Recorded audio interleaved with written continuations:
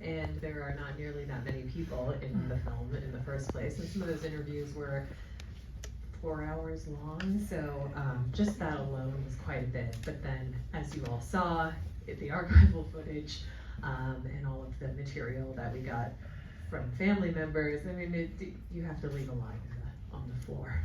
And what did you make your editing decisions on? Did you have a clear, there's Robert Clift.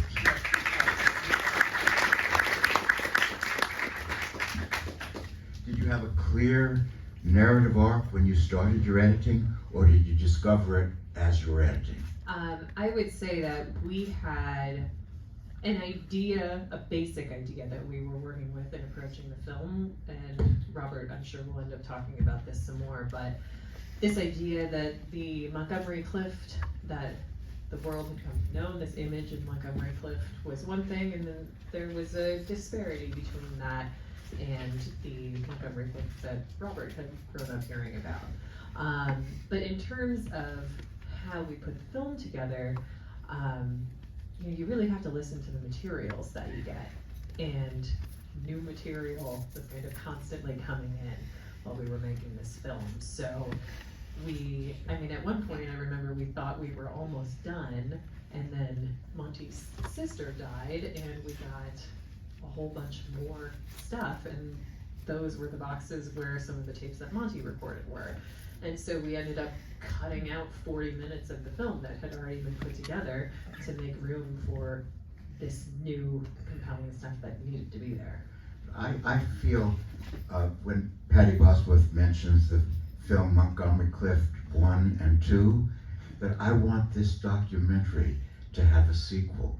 So I want to send both of you back to work and give us another film. I mean, the material is so rich, and there's so many questions that you can't answer. Maybe they never can be answered because of the mystery and enigma of a very complex man. But I hope you're not done with Montgomery Clift, and I hope you're not done with it. I'm serious. I'd like you to go back. Yeah. You have so much archival material, Robert. Everybody in your family recorded everything. You have all that to go through, and then give us something more. Right. I mean, it's a hard subject to walk away from, because it really does have a life of its own. And it's hard to not want to intervene because there's discussions around Montgomery Clift, and then he has a life of his own, and a new biography will come out, and more discussions. But it can really overwhelm your own life. I mean, just having 40 boxes of materials, which we have right now, and we need to sort through and figure out where they go, what family members might want materials, what museums would make sense,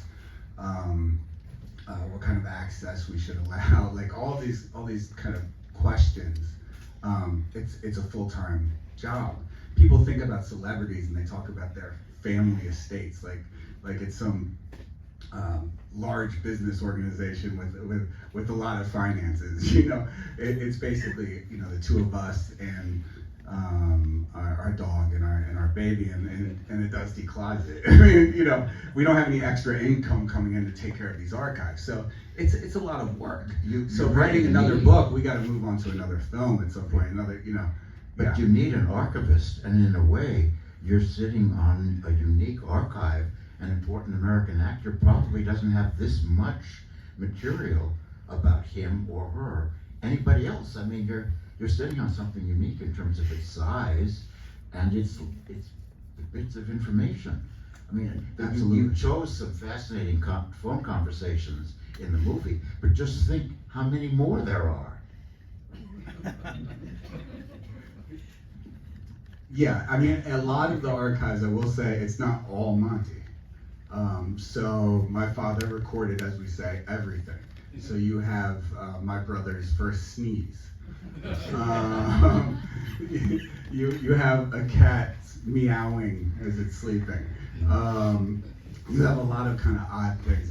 It's certainly not all Monty. But there are some omissions in the film that I would be interested in hearing more about.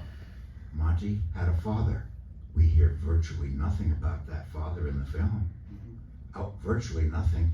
I read up a little about him. He was a difficult and complicated man. like to know more about him. The mother is a fascinating figure, and what a rich history and secrets, lots of secrets there too. We don't learn too much about her, though we hear that voice and that presence, that imperial presence. I'd like to know more about her, and we don't know that Montgomery Clift had a twin sister. Yeah, when we made the film, I think the best compliment when it was first released, the best compliment we would receive is that people had gone out to watch all of Monty's films, and that was a goal. But there has been also this other response, where it's people want to know about my grandmother and my grandfather, and more about my father and my mother, and we never really considered making film. Somebody suggested doing a serial documentary about everybody in the family. It's not a path that we're going to go down, but it's an interesting response, and people have remarked on that.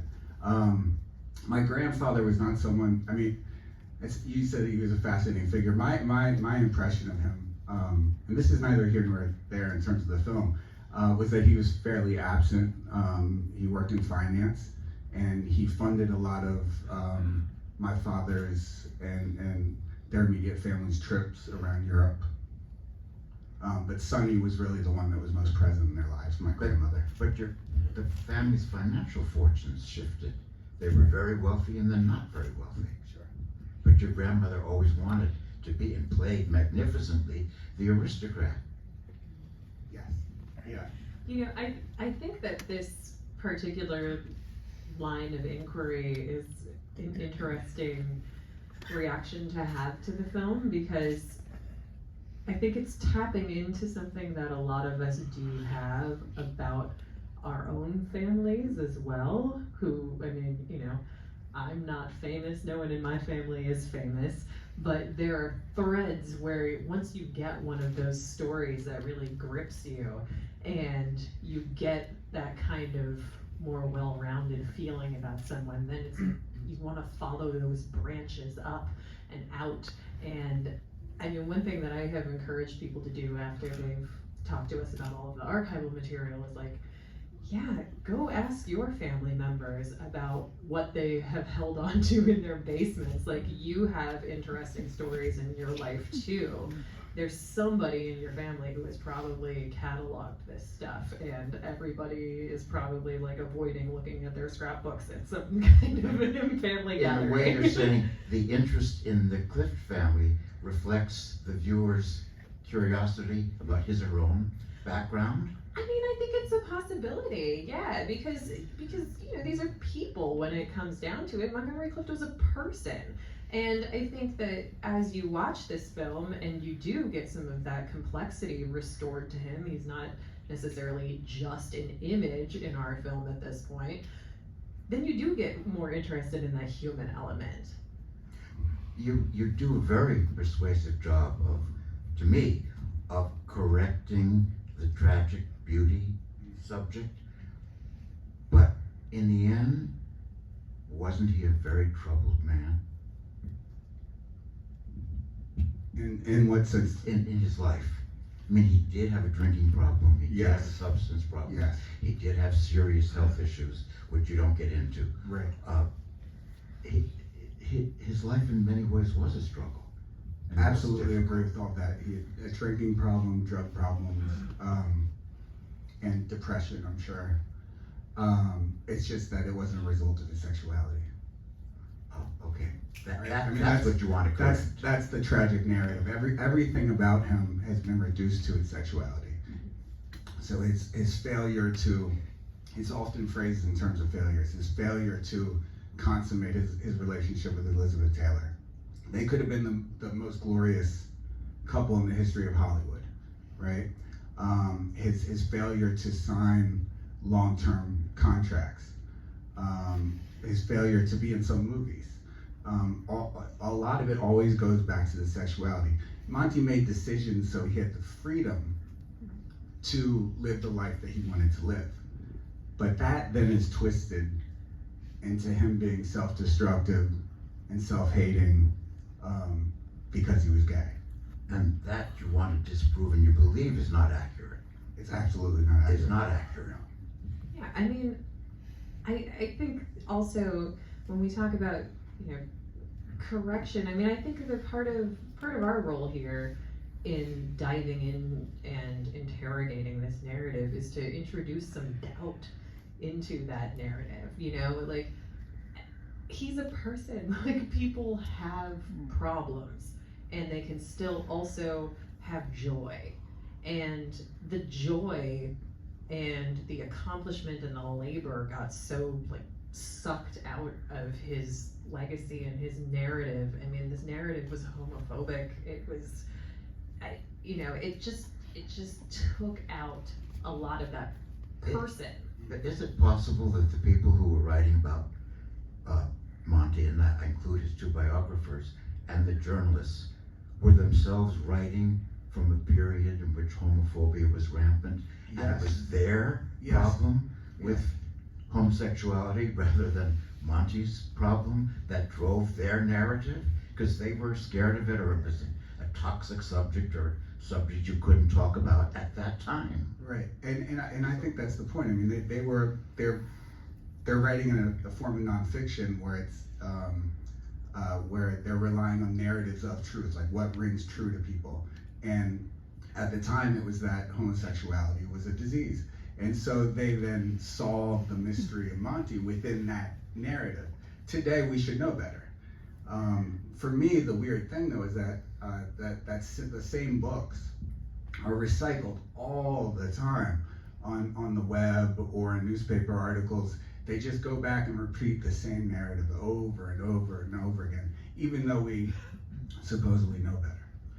I did know the biographer Patty Bosworth, who was a good friend of mine, and we've talked about this. She was charming, enormously charming and likable. But her own connection to homosexuality was fraught. Her brother was gay, and her brother committed suicide. Did that have an impact on how she read Montgomery Clift's sexuality? I'd love to hear what you think. I have no idea, so I'd love to hear what you think. That's a good question. I think it did. I think Patty was writing in the 70s from the Stonewall culture hadn't really disseminated the culture, and she was writing from the shock of the suicide of her own brother, and she hadn't known that he was gay, or hadn't known most of his life that he was gay. It was a dark family secret. I think that did have an impact on how she read her subject's homosexuality. I wish you were here to answer the question. Did she agree to sit for the film happily? Did she give you any resistance about being interviewed? No, I mean, she was happy to give an interview and talk about the book and Monty, yeah. But did she know that the slant of your film would contradict her book in a way? Well, I think at the point in time when we interviewed her, we didn't necessarily know where our film was going. We talked to her, we asked her about some parts of the book that I think both of us read and thought, like, oh, okay, what is this? But it wasn't until later on when we were going through our archival materials that, these recordings of Brooks and Patty going back and forth about the galley proofs, like, we didn't. You didn't know that No. at the time you were interviewing her? No. Because there was obviously some tension there. I like your father a lot on the basis of this film. He has Montgomery Clift's looks and his voice. When you hear Brooks Clift talking, it sounds like Montgomery Clift talking. He has a wonderful family voice. It has a throb to it, that voice. And obviously good looks run in the family. But your father's a handsome, attractive, charismatic man, but enigmatic. And I put it together, he died, you were 12 when he died. That's right. So, is he somewhat of an unknown figure to you? Yes, I mean, he died when I was young, so when people would ask me about my father, I enjoyed that I had multiple types of versions of my father that I could draw on when I talked about him. He was married 5 times. My mother is the 4th marriage. They were married for 20 years, 10 good, 10 bad. My siblings are all very interesting characters. When we made this film, we drove across the country 2 times, just collecting archival materials. A lot of them from my siblings, because my father had recorded things, and then when the marriages went bad, left the boxes in the basements. And so every basement had a different treasure. You're one of 8. Right, I'm one of 8. I'm the youngest of 8. Your father had 8 children. Yes, I'm the youngest of 8. Maybe 9, we say. So you know, he's always been, he's fascinating. He is, and he lived a complicated life. You can feel it from the film. He has a wonderful presence, and I like him enormously, and I want to know more about him. But it's not his story, ultimately. Would you say that his interest in and commitment to his brother's legacy overtook his life at a certain point? Or is that overstating it? I think it's overstating it. I'm not sure what overtook his life. I mean, he was very concerned with, Right. with the book and engaged with Patty, and then went on to try to make his own project about his brother. Right. Obviously, he was very committed to the legacy of Montgomery Clift. Right. And I think he felt hurt that he couldn't correct the versions of Montgomery Clift that ended up circulating in the public sphere. And what happened was that the way that families work, and because my father was a little bit shifty in some ways, others in the family blamed him for Patty's book, right? So he told Patty a lot about the family history and this and that. He really helped her out on her book. And when it ended up as it did, people blamed my father for it. And I think he probably was very hurt by that. Obviously, I mean, you can feel it in the You film. can feel it in the film. Whether or not Very it much so. overtook his life, I don't know if I would say that, but yeah. It hurt him a lot, and it hurt your grandmother. Yes. And she had the tragedy of outliving her son. Almost made it to 100, but yeah. Your grandmother almost made it to 100? She died in 99. Did you get to know her at all?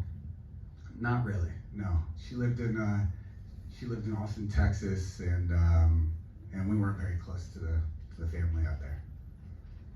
But she's fascinating. Now, just in terms of filmmaking, because I'm sure we have filmmakers here, you both teach filmmaking and documentary filmmaking. I noticed that documentary filmmakers have to be very creative. When they don't have material, they have to put it in.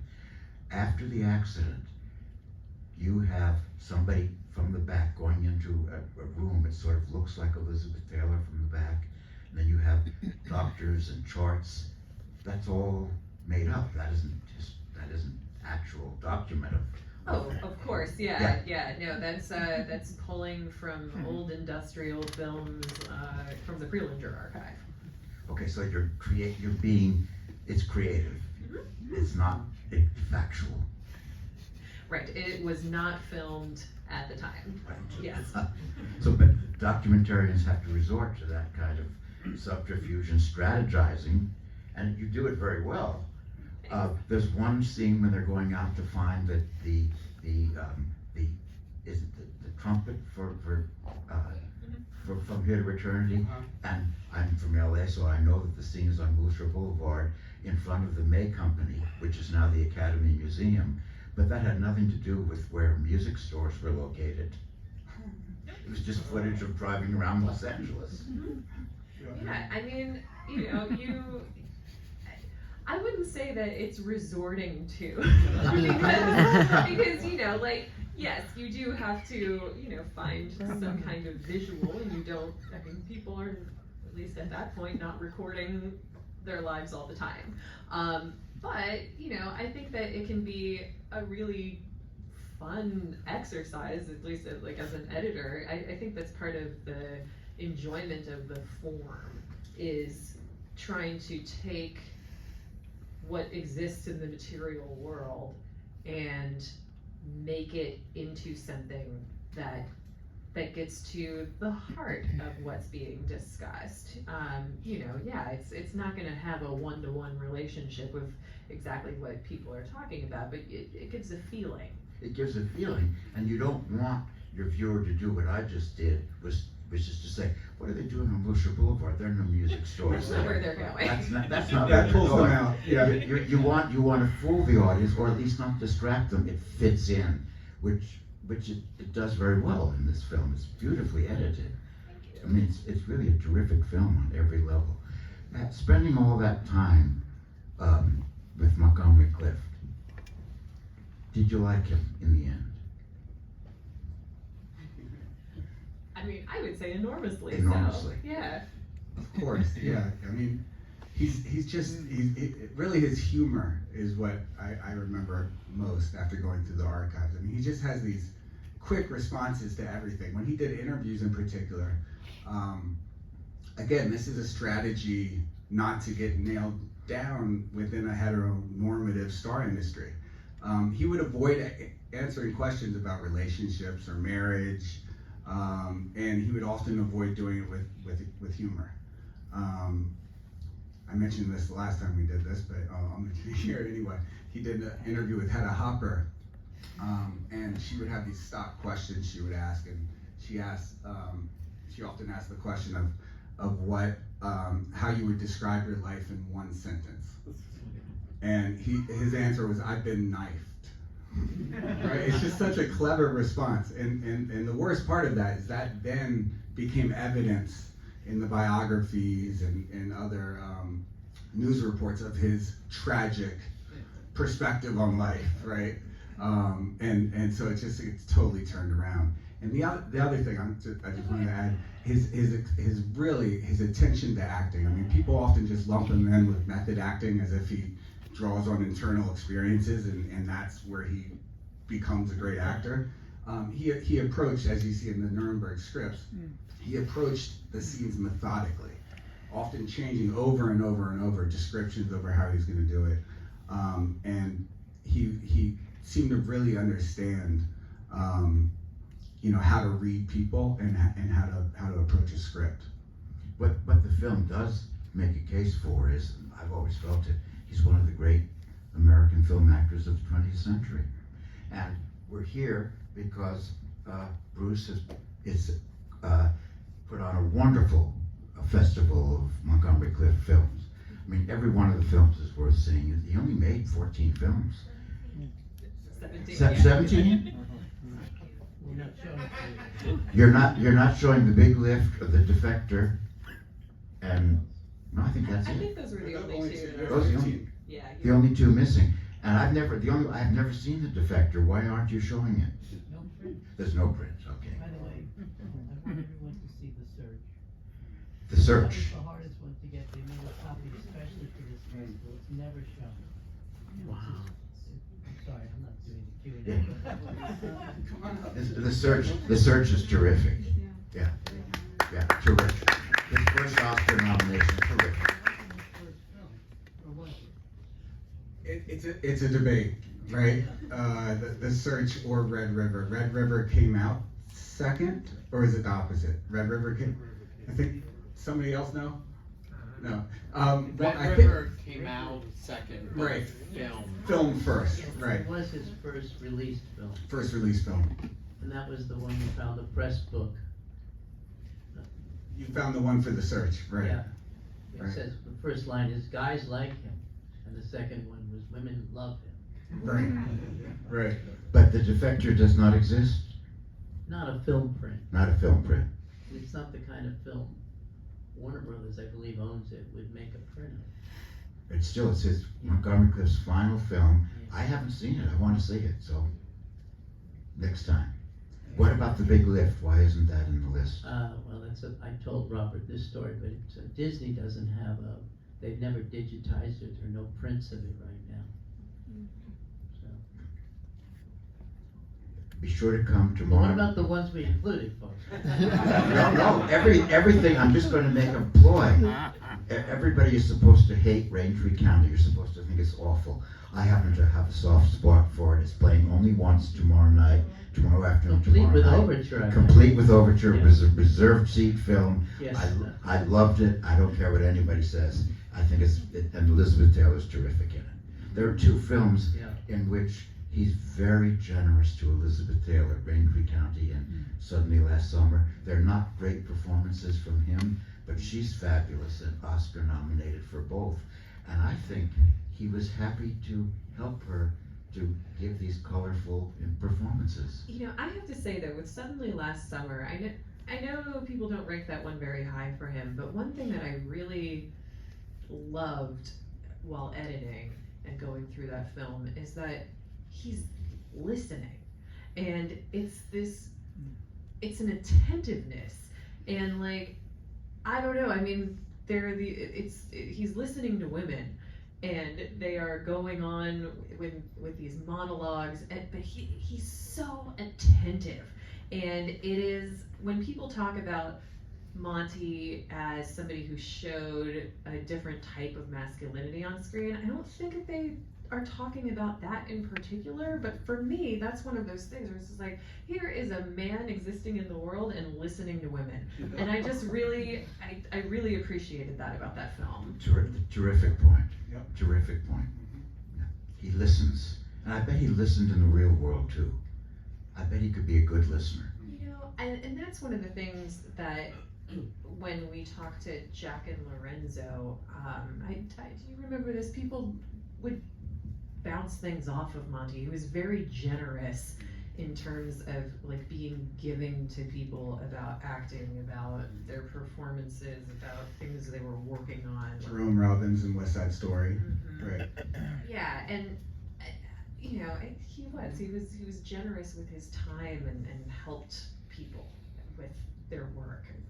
What you end the film with Lorenzo James, who I just want to ask a question about, saying he gave, Monty Clift gave off this great light and warmth. One feels that watching the film. And we're not talking about him on screen. We know he's great. We're talking about him as a person in the world.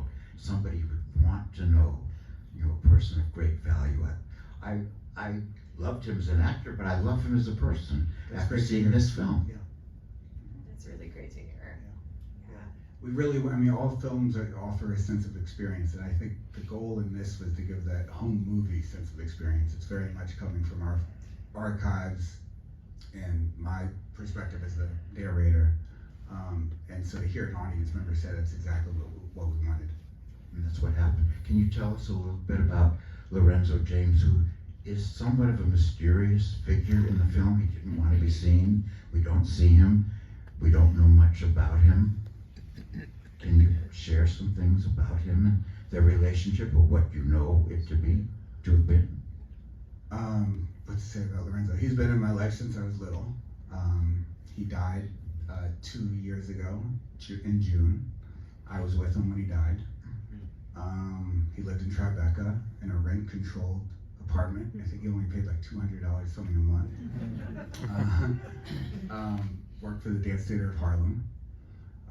And he hated when people took photographs of him. He was close friends with Cicely Tyson, and she used to sneak in photos, and that's what she told me.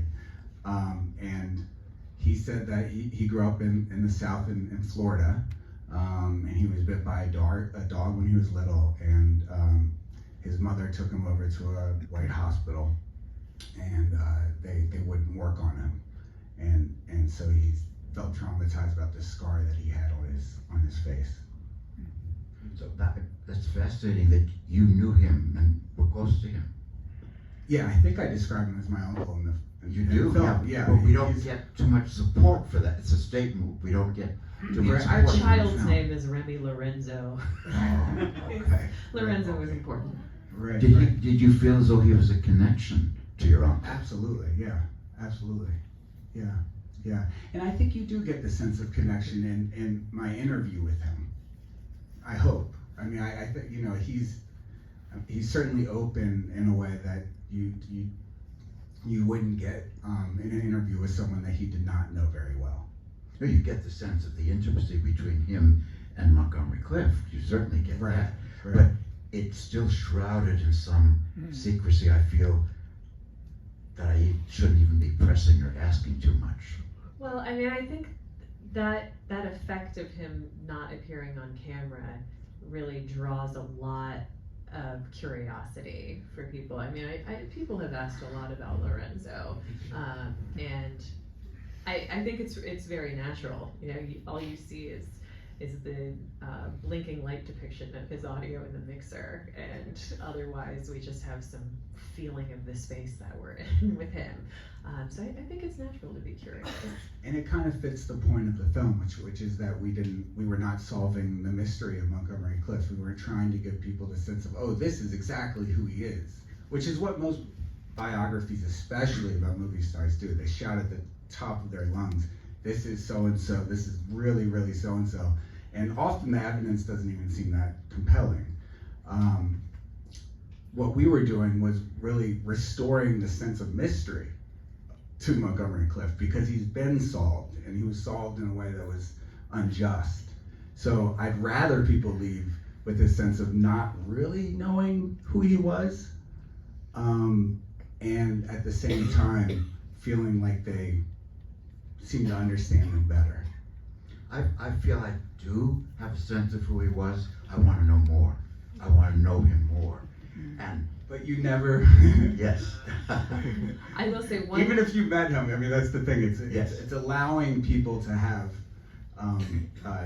not solving them to the point where you actually lose their humanity. I mean, that's where I think Patty goes wrong. Yes. I mean, I do think that our film, you all just watched it, is different than a lot of biographical documentaries in its approach. Thanks. But you know, I think that we have a big ask of audiences with this, and that is to sit with uncertainty about people and to sit with not knowing. And that's hard. I mean, you know, there's an epistemological drive to when you watch a biographical documentary. Want to know everything. Yeah, You you want to want know to know. everything. But you can't. And, you know, I think we're asking you to recognize that you can't, but there's a lot that you can pull from this person who existed. And there's a lot that got left out that is a really, you know, it's great stuff to be able to see and acknowledge and to absorb.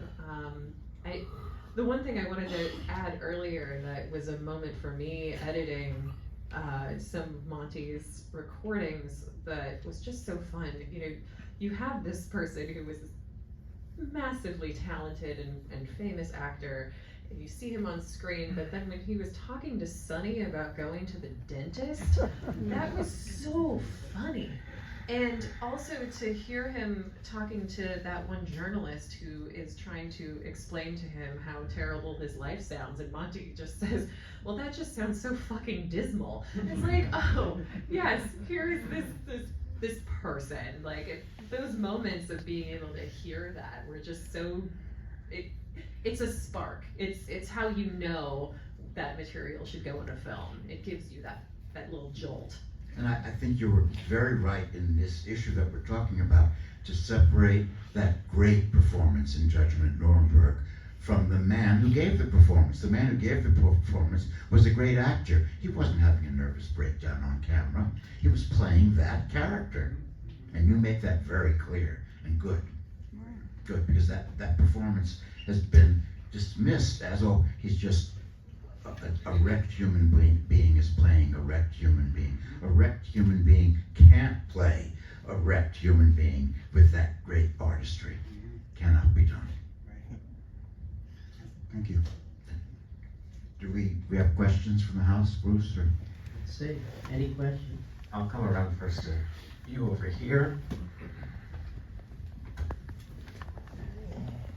There's the scene when we're hearing your father's audio as he's desperately trying to correct the narrative, and you're making a film trying to correct the narrative of your father correcting the narrative. Was there any fear in approaching like the Sisyphusian task of engaging with the myth making, because you're now making it about people in your family beyond the famous movie star? It's a very good question. I would say that when I get questions about, are you going to continue working on this, like we did earlier, that's my fear would be to start doing that, and then I would feel like I'm kind of following down the same path in a way. So that thought is there, but at the same time, I think one difference is because we are not, you know, at the front lines in terms of writing history in this case. I don't really have hope that the narrative is going to get corrected. You know, people are amazing. I mean, they can watch the film, say they love it, and then just resort right back into the same tragic homosexual narrative. Oh, really? Oh yeah, oh yeah. It's until, I mean, in some ways, I mean, this was released a few years ago. In some ways, I think that it's less about people even reading those books now. It's just that if you look up Wikipedia, it's like it becomes doxa, it becomes common knowledge, and it's very hard to change common knowledge, right? So I guess that's another answer. Is I don't have a lot of hope that it will change, but I do have hope that people who are interested enough to go past the first few steps can know better now. Question here in the front. Hello, I'm just curious if there's anybody in the audience who knew or met Monty. Good question. Anyone knew or met Monty in the audience? No? I didn't meet him, but just FYI, everyone, I stayed at the Monty Roosevelt room on a recent LA trip. It is really cool if you get a chance. In the The Roosevelt. haunted room. Yes. The Roosevelt Hotel in LA. He stayed there during From Here to Eternity. Yeah. I have a question right here. Did you find Jack Larson late in your work, and had he already started his career as a composer? Oh yeah, he was well established as a composer when we. Was he a composer or librettist? Librettist, Yeah. sorry, yeah, librettist, right. But yeah, Jack was in our initial round of interviews. So when we were traveling around the country interviewing people, he was in that first crop of 26 people. How did you find him? And how did you know of his connection with Monty? Superman fan clubs. Yes, well, Yeah. we all did that. Lorenzo. Dork. Yeah. Dorky Jimmy Olsen. Lorenzo was also very close to him. But I didn't know that. So we found him through calling a Superman fan club. And and Jack said, "Why are you calling me from them?" Like, anyway. So yeah, that's how he had just gotten back from Comic-Con and all that. And he died in 2016, I think it was. Mm-hmm. We have another question here in the back, Bruce. I just wanted to say that the film was absolutely very interesting, and as someone that likes classic movies, I didn't know a lot of things that were shared here, especially about his notes and scripts and his involvement in the films. So I thought that was really interesting to learn that he was way more involved than originally thought. Even passing up on the waterfront, I was shocked, but I feel like it led him to other great roles, so that's really interesting to know. I did have a question about, did you have any more material or notes, or did he say anything about his work with Alfred Hitchcock on I Confess, specifically? Or just in general, what his favorite director was, or just in general? I don't remember coming across anything related to I Confess. There's a script, not a lot is standing out for me, so there might be a gap for some reason. I will say a couple things. One is a lot of his scripts are at the New York Public Library. So there's a whole bunch of letters and some contract notes, and likely a lot of the archives that we have will be going there. So if people are interested in looking at the scripts and some of the script notes, you can go there. Yeah, And it's in the Billy Rose it's available. collection. Yeah, exactly. And favorite directors, I can't say. I mean, it probably changed over time, but I know that he really loved Fred Zinnemann and George Stevens. Yeah. We have time for one more last great question, and then we're going to move into the lobby and continue the conversation with our guests there. Okay, I'll make this short. First of all, I've never seen any of his movies. Just seeing what you have on this film, he's fascinating and interesting in capital letters. And apparently had no formal schooling. It was just tutored. My question is, do you know, does anyone in the family know why Monty's grandparents' marriage was annulled? Gotta read the book. Yes, it's a very long story. Oh, okay. But that's not mentioned in the movie, I don't think. We did have a sequence at one point where we were going to go into that story, but we didn't end up doing it. It is long and complicated. It was, yeah, it's long and but very interesting. Okay. Very interesting. Yeah. Thank you.